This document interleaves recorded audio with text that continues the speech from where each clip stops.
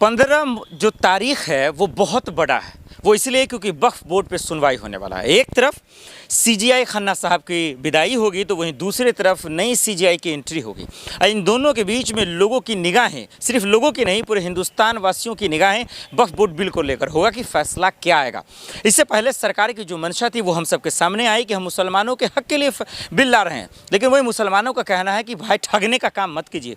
और वहीं दूसरी तरफ जो गोदी मीडिया का पाकिस्तान और जम्मू कश्मीर में हुए हमले पर जो उनका रवैया रहा है उन पर बात करेंगे कि इतनी तमाशा आखिर गोदी मीडिया ने क्यों किया। सबसे पहले वक्फ बोर्ड पे आते हैं।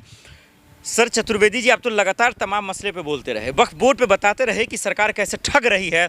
अब सुप्रीम कोर्ट में 15 को सुनवाई है, क्या 15 तारीख का फैसला क्या होगा वो तो बात की बात है, लेकिन क्या जिस बात को लेकर विरोध हो पा रहा था मुसलमान को खुशी मिलेगी, क्या उनके हक में फैसला आएगा? देखिए, गवई साहब जो हैं, BR गवई, ये एक सुलझे हुए व्यक्ति हैं और सबसे बड़ी कि बहुत दिनों के बाद एक दलित CGI मिला है और ये अपने फैसलों के लिए जाने जाते हैं। ये chief justice supreme court of India से इनसे उम्मीद रखी जा सकती है कि ये जो न्याय संगत होगा वही काम करेंगे, क्योंकि राहुल जी के खिलाफ जब पार्लियामेंट में वो वहाँ Gujarat high court, lower court surname को लेकर जो हो रहा था, हाँ, तो वहाँ पे जो न्यायपालिका ने अपनी भद पिटवाई थी तो गवई साहब के बेंच में आया था, तो उन्होंने कहा देखिए हमारे तमाम घर वाले कांग्रेसी हैं, अगर आप लोगों की इजाज़त हो तो मैं इस केस को डील करूं या अन्यथा मैं छोड़ देता हूं। तो लोगों ने कहा नहीं नहीं नहीं, आप जो करेंगे वो न्याय संगत करेंगे। तो गवई साहब ने निर्णय दिया था और सभी लोगों को मंजूर हुआ। तो कुल मिला के मैं यही कहूँगा कि गवई साहब से उम्मीद की जा सकती है।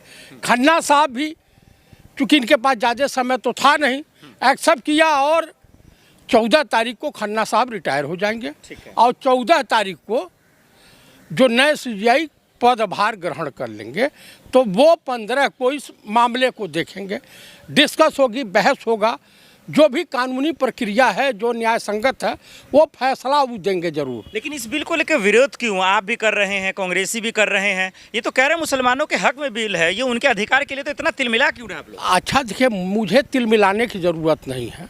आप मुझे बताइए, अभी तक तो 2 दिन 3 दिन जो ऑपरेशन सिंदूर चल रहा था, पूरा विपक्षी दल के नेता और तमाम लोग सरकार के साथ खड़े थे। आप बताइए कि जो हमारा शिमला समझौता हुआ था, सर वो 2 कंट्री का मामला है, मैं उस मसले पे आ रहा हूँ। महोदय 2 कंट्री का मामला है, यहाँ पे ये वक्फ बिल का जो मामला है ये तो देश का मामला है ना। मैं आपको जो कहना समझाना चाह रहा हूँ उसको समझ लीजिए। क्यों बीजेपी की सरकार है, मोदी पे विश्वास नहीं है। ऐसा कोई सगा नहीं जिसे नरेंद्र मोदी, RSS वाले और बीजेपी वालों ने ठगा नहीं। जब ये देश के नहीं हुए, आप बताइए डोनाल्ड ट्रंप क्या है जी? सर आपके भरोसा नहीं करने से हिंदुस्तानी भरोसा नहीं करेंगे क्या मोदी जी पे? बिल्कुल नहीं करेंगे। आप जाइए सोशल मीडिया पे देख लीजिए, ट्विटर पर, फेसबुक पर, इंस्टाग्राम पर और तमाम है, जितनी अंधभक्त इनकी भद पिटवाए हैं। कल तक तो गोदी मीडिया चढ़ गई थी, इस्लामाबाद, कराची, लाहौर सब कब्जा हो गया था। आप बताइए, मुसलमानों का वोट लेने के लिए तो नहीं उनके सिंपैथी में बोल रहे हैं? कौन आप बोल रहे हैं? और क्या ऐसा नहीं है, वोट दें या न दें वो अलग मुद्दा है, लेकिन ये जान लीजिए कि अभी तो ये आया है। वक्फ बिल को लेकर कोई जानकारी भी है? देखिए, वक्फ बिल के लिए जो दान में दी गई हुई संपत्तियां हैं, जिसमें यतीम खाने खोले जाते हैं, स्कूल खोले जाते हैं, तमाम तरह के धर्मशाले बनाए जाते हैं, हॉस्पिटल बनाया जाता है, जन कल्याणकारी योजनाओं के लिए लोग दान करते हैं। उसी को सरकार अपने हिसाब से करेंगे तो गलत क्या है इसमें? अच्छा ये बताइए, सरकार के अधीन कई मंदिर हैं, महाकाल मंदिर है, काशी विश्वनाथ है, वहाँ का आपका अमरनाथ है, तमाम है। वहाँ की दशा आपने देखी है? नहीं देखी है तो जाके देख लीजिएगा। क्या कहना चाहते? फायर हुई, जो हमला हुआ उस पर जो गोदी मीडिया तमाशा कर रहा था, क्या कहना चाहते हैं? देखिए, गोदी मीडिया की जो नौटंकी है ये तो भाड़ मीडिया में तब्दील हो गया, इसमें कुछ नहीं। सर तरीके से नाम लीजिए ना, ये मेन स्ट्रीम मीडिया है महोदय, यही पे आप जाने के लिए उछलते हैं। मैं नहीं जाने के, टीवी में आ जाएंगे तो अच्छा दिखेंगे, ऐसा है कि चित्रा त्रिपाठी, अंजना मोदी, श्वेता सिंह, रूबिका लियाकत, अर्नव गोस्वामी, तिहाड़ी चौधरी, गजेड़ी दीपक चौरसिया और क्या बोलते हैं अमन चोपड़ा, बमन चोपड़ा, जितने भी हैं, हाई अशोक श्रीवास्तवा है डीडी न्यूज़ वाला जो हरामी है। तो कुल मिला के मैं इनके चैनल पे ऐसे हम मोजरा देखने या दिखाने नहीं जाते हैं। पूरा हिंदुस्तान इन्हीं को सुनता है महोदय, इन्हीं इनको को नहीं देखता है। सुनता है भैया। वो छिछालेदर हुई है कि पब्लिक के बीच चली जाए तो लोग गालियां देना शुरू कर दिए हैं। तमाम पत्रकारों को गाली दे रहे हैं लोग। इतनी नफरत क्यों है गोदी मीडिया से? क्या कांग्रेस का पक्ष नहीं देख रहे इस वजह से? कांग्रेस का और इसमें नहीं, क्या आप जो सत्यता है उसको दिखाओ।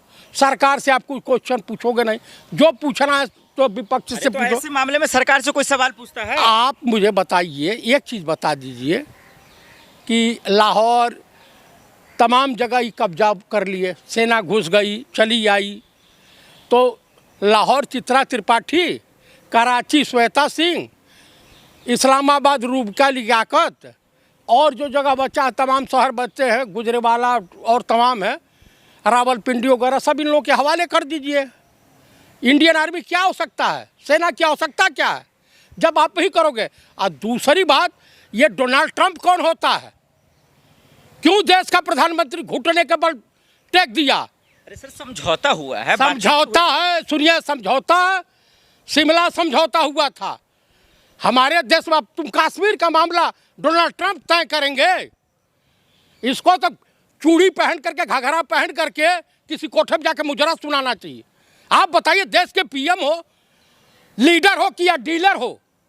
यही बात बोलने से बहुत यूट्यूब चैनल बंद हुआ। अरे बंद हो जाए, बंद हो जाए तो हो जाए, लेकिन सोशल मीडिया पर कहा जाएगा कि तुमने हमारे देश के सैनिकों की शहादत के साथ घिनौना कुकृत्य किया है नरेंद्र मोदी, तो तेरे शरीर में कीड़े पड़ेंगे।